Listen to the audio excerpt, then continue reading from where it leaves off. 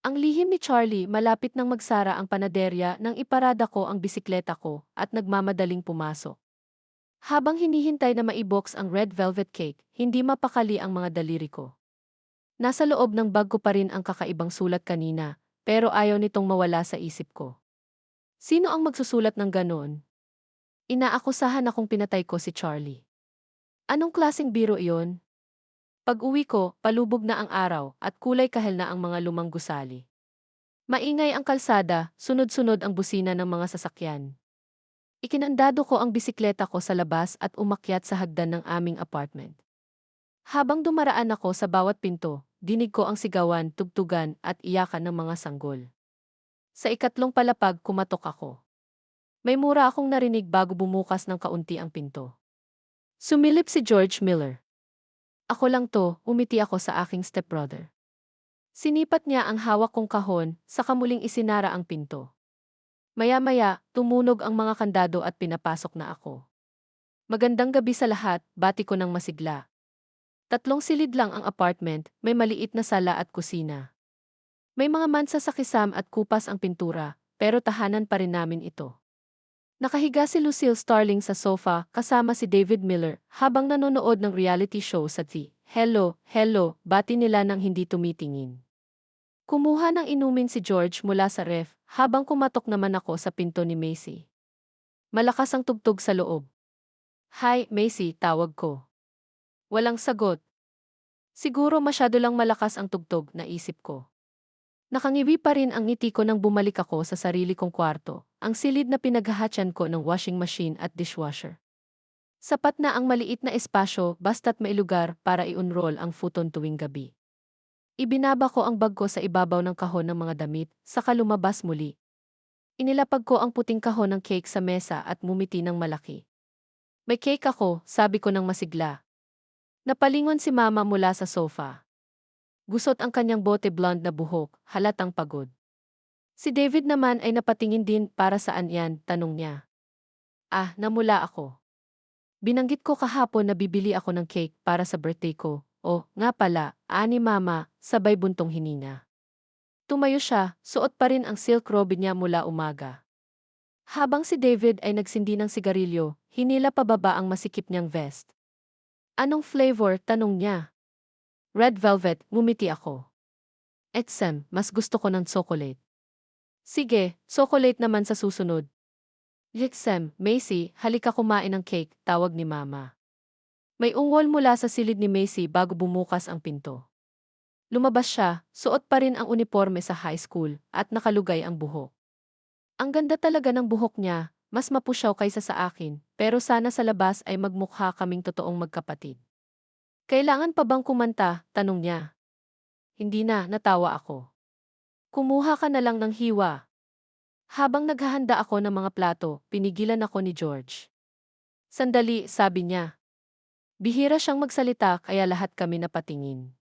Mahaba na ang undercoat niyang buhok, natatakpan ang mga mata, at malapad ang dibdib na halatang laging nag-gym. May kandila, sabi niya, sabay sindi gamit ang lighter. Tumitig siya sa akin. Hipan mo. Nawala lahat ng kaba ko. Sa halip, napuno ng init ang dibdib ko. Pumikit ako at humiling, sana maging masaya at malusog ang pamilya ko. Hinipan ko ang kandila at palakpakan silang lahat. Masaya kong pinaghaysyan ang cake nang magsalita ulit si George. Dapat may regalo rin ang lahat, di ba, sabi niya. Namula ako. Hindi na kailangan, syempre meron, sabat niya, tumingin sa lahat. Di ba? Pagkatapos, pumasok siya sa kwarto at bumalik na may dalang regalong binalot sa dyaryo na may asul na laso. USA, ani Macy, saka kumuha rin ng kung ano sa silid niya. Si Mama at si David ay nagkatinginan lang, halatang walang naihanda. Binuksan ko ang kay George, isang stuffed toy. Teddy, ay rabbit pala. Namula ako sa tuwa at niyakap iyon. Salamat, George, niyakap ko rin siya. Nanigas siya sandali bago kumalas. Hindi ako makapaniwala. Niregaluhan niya talaga ako. Si Macy naman ay nag-abot ng lumang putit gintong ballpen. Wala nang oras para ibalot, sabi niya. Ang ganda. Salamat, niyakap ko siya. Patay na yung tinta, palitan mo bukas. Gagawin ko. Sumunod si Mama, iniabot ang 20 dolyar. Pambili mo ng libro. Salamat po. Si David naman ay naglagay ng sigarilyo sa mesa. Naninigarilyo ka, di ba? Ah, hindi po. E di ipamigay mo para may kaibigan ka. Salamat po, umiti ako. Pagkatapos kumain, naghugas ako ng pinggan. 7:00 na nang magbihis ako para sa trabaho. Iniwan ko ang kuneho sa futon, nagsuot ng lumang maong at dilaw na t-shirt, saka itinali ang buhok gamit ang laso mula sa regalo ni George. Bago ako lumabas, pinigilan ako ni Mama. Ingat ka ha. Pasensya na't di kita madadrive, mahal ang gas. Okay lang, Matsi. Yisa the way, humithit siya ng sigarilyo. Medyo gipit kami ngayong buwan. Kailangan ko ng dagdag na 800 sa bayad mo. Ah, sige po. Maghahanap ako ng second job sa universidad. Salamat, anak. Mahal kita. Magtatrabaho akong mabuti.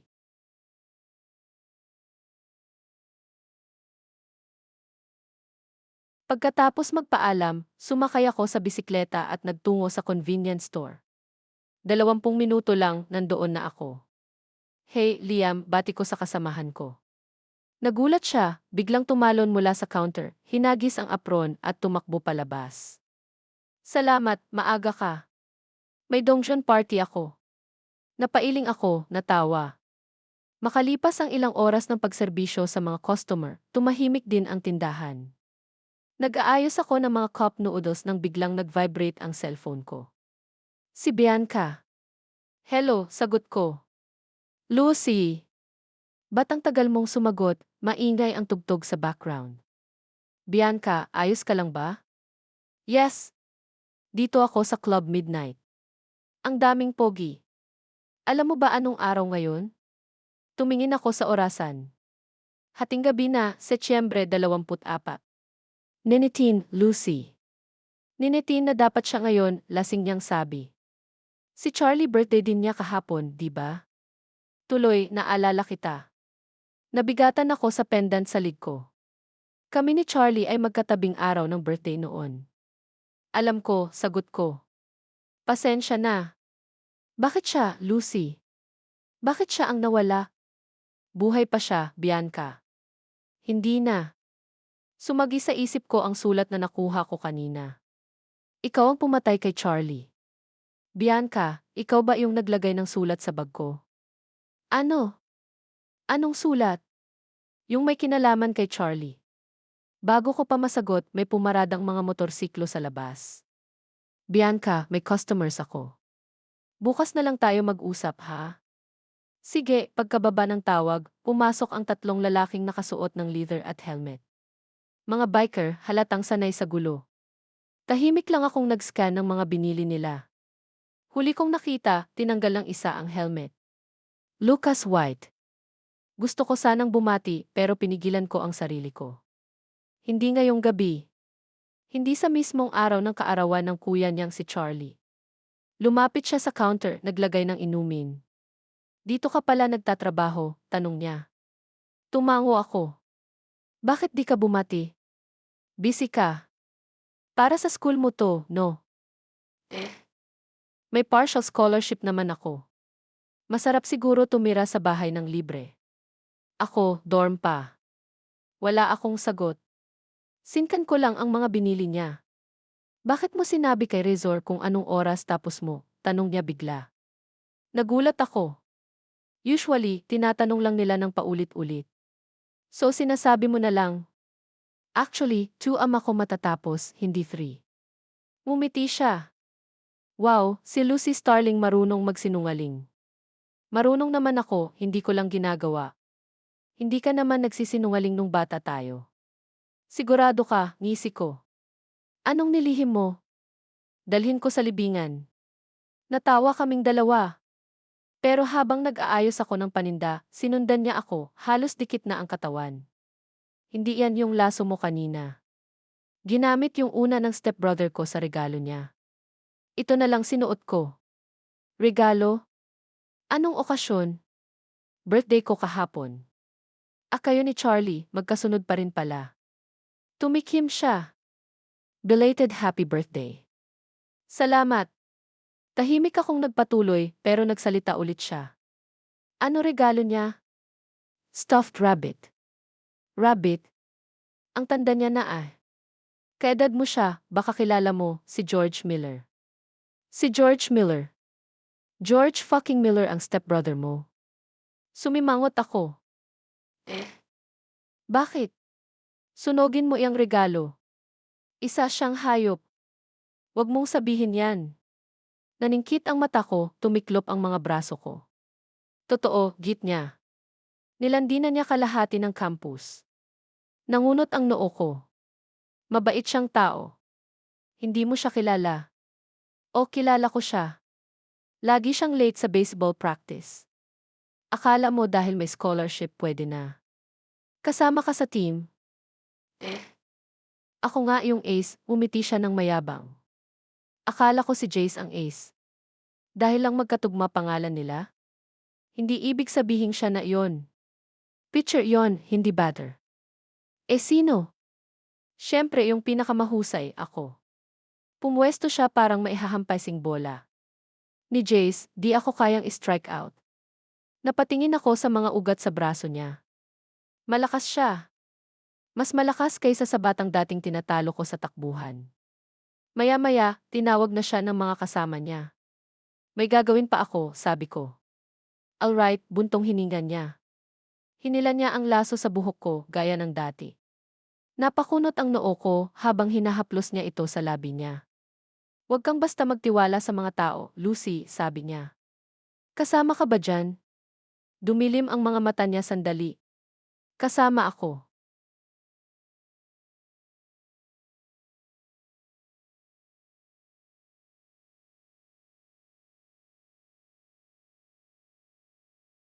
Bagaman natulog ako ng alas 3 ng umaga at nagsimula pa lang ang klase ng alas 10, halos hindi ko mapigilan ang pumikit sa lecture hall.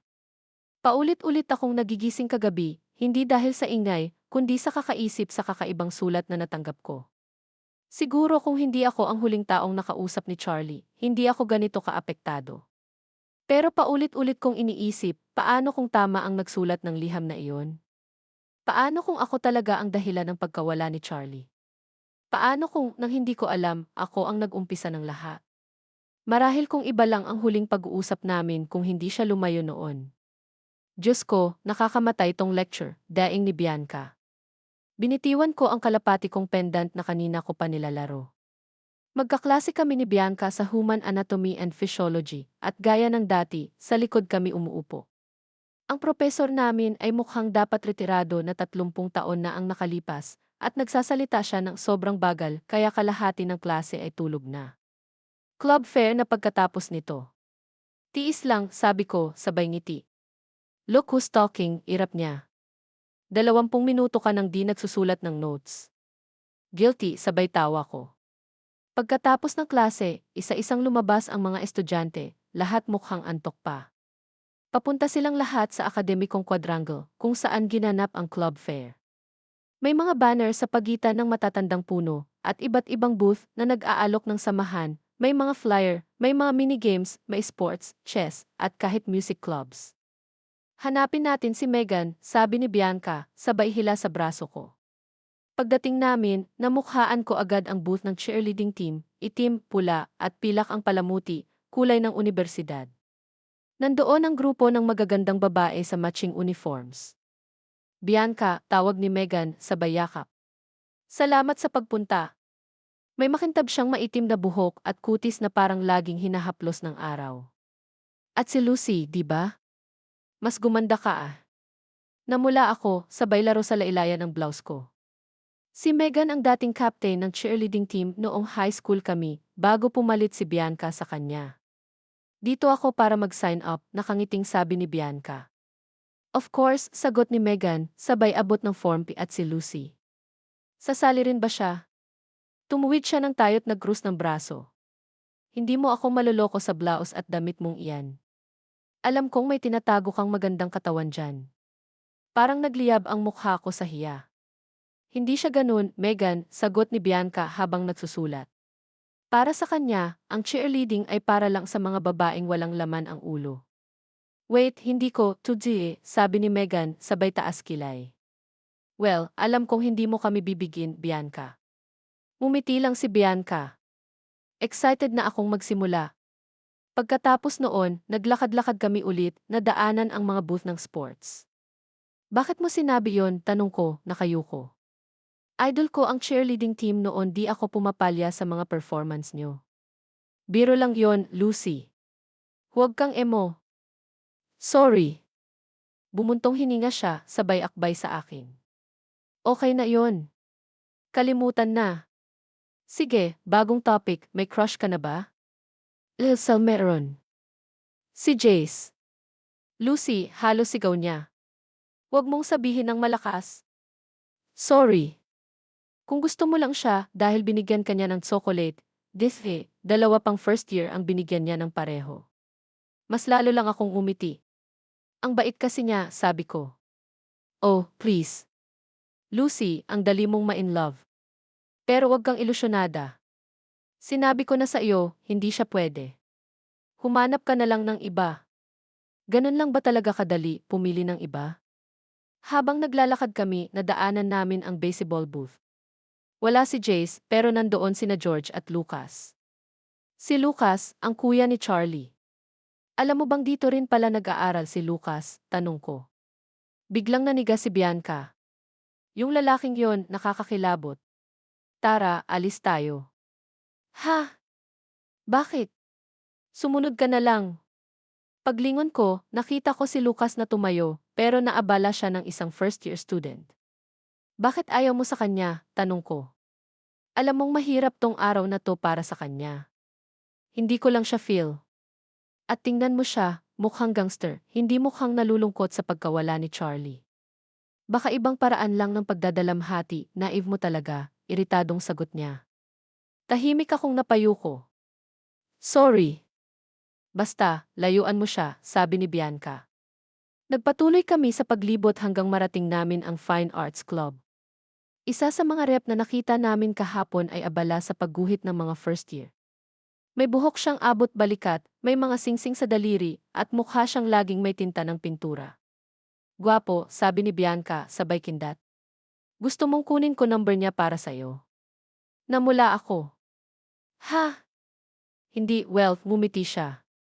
Okay, ako na bahala. Lumapit siya sa artist at nag-usap sila. Nagkatawanan pa nga. Habang pinapanood ko sila, may malamig na hangin na dumampi sa balat ko. Maganda ba birthday mo? Nagulat ako sa boses sa tabi ko. Si Jace pala, ang student body president.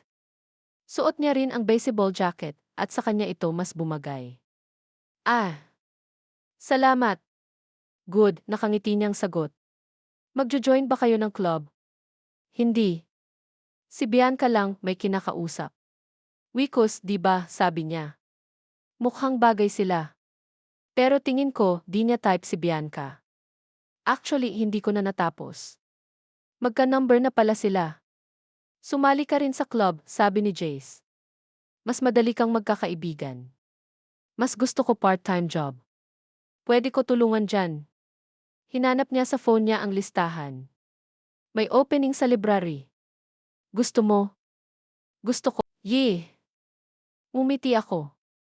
Maganda pakinggan yung huni nila. At nakakamiss. Tama. Tumingala siya sa mga puno, hinahanap marahil ang kalapati. Naliwanagan ng araw ang mukha niyang parang nililok ng ginto. If doves symbolize hope, Bevig do they mourn? Tanong niya. Tahimik akong napatingin din sa langit. Kapag bumibisita ako sa puntod ng tatay kong walang laman, laging may mga kalapati doon. Hindi ako umiiyak, pero kapag naririnig ko sila, parang puso ko ang umaawit ng lungkot. You like birds because of your last name? Tanong niya ulit. Umiti ako. Ang starlings ay maganda rin, pero bihira ko silang makita. Well, you're the only starling I've seen, biro niya. I'm sure magaganda rin yung iba. Parang tumigil ang mundo. Ngayon lang ulit ako tinawag na maganda. Pinilit kong huwag kiligin. Haha! Umiti siya, sabay ayos ng buhok ko. Sige, mag-ikot pa ako. Ingatan mo sarili mo. Pagkaalis niya, lumapit si Bianca. Wala na. Lahat okay na. Wala nang nagmamasid, sabi niya. Lahat alam ng friendly lang talaga siya. Alam ko, sagot ko. Sigurado ka? Eh. Pero gusto mo pa rin siya? Eh. Hay, Diyos ko, buntong hininga niya. Eto na, nakuha ko number ni Wicos.